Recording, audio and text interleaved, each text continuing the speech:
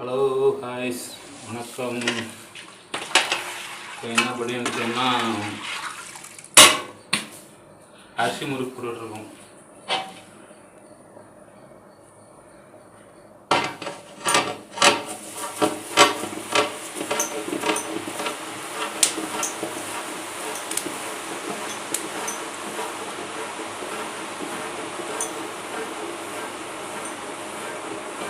அரிசி முறுக்கு கொஞ்சம் நல்லா சூடு வச்சு வச்சா தான் ஆயில் அடிக்காது. அதனால் கொஞ்சம் சூடு வச்சு அடிக்கணும். பிரச்சனை எதுவும் கலராக இருக்குதுல்ல,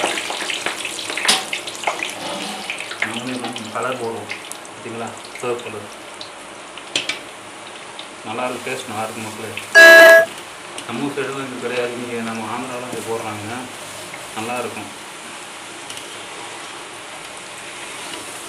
ஒவ்வொரு சைடு ஒரு மாதிரி போடுவாங்க. சரக்கு வந்து இங்குள்ள சரக்கு அங்கே போட்டால் விற்றுரும், ஆனால் அங்குள்ள சரக்கு இங்கே போட்டால் விற்காது. ஏன்னா எங்கள் ஊரில் வந்து ஆந்திரா வந்து வெரைட்டிகள் பார்ப்பாங்க, நம்ம சைடு பார்ப்பாங்கன்னா எங்குள்ள டேஸ்ட் வந்து கொஞ்சம் காரமாக இருக்கணும். ஆமாம், ஓகேங்களா.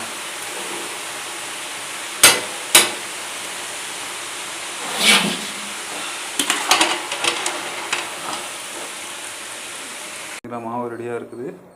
இங்கே வந்து 2 வச்சு அடிச்சிருக்கோம். ஆயில் கொஞ்சம் சூடாக தான் அடிக்கணும், இல்லை அடிக்கூடாது, ஒரு ஆயில் கக்கிடும். 2 அடுப்பு இருக்குங்க, 1 அங்கே ஒரு 2 ரூம்பு. சிப்ஸ் பார்த்தீங்கன்னா சிப்ஸ் வந்து மூட்டை மூட்டையாக இருக்குது. இது வந்து பால்கோவா டப்பால் அடிச்சு வச்சுருக்கு, அது நாங்கள் கட் பண்ணணும்.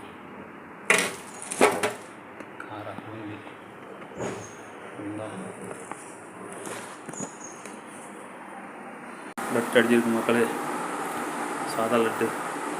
ட்ரெயில் ஒவ்வொரு ட்ரை போயிடும், நல்லா இருக்கும்.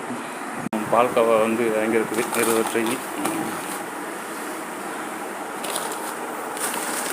நம்ம சைடில் இந்த பால்கோவா ரெடிமேட் இந்த மாதிரிலாம் வரமாட்டேங்குது.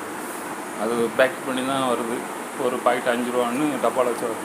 இந்த டேஸ்ட்டு அது வராது. அது மிஷின் கவர் இல்லைங்களா, இந்த டேஸ்ட் இருக்காது. ஓகே கைஸ், இதாங்க சரக்கு ரூம்பு. ஓகே, வாங்க ஆயில் சூடாச்சுன்ட்டு முறுக்கு அடிப்போம். ஆயில் சூடாச்சு, இப்போ வந்து அடிக்கலாம். இந்த மாதிரி சூடு வச்சு அடித்தா ஆயில் வந்து கக்காது, கலர் நல்லாயிருக்கும், ரொம்ப நாளைக்கு தாங்கும்.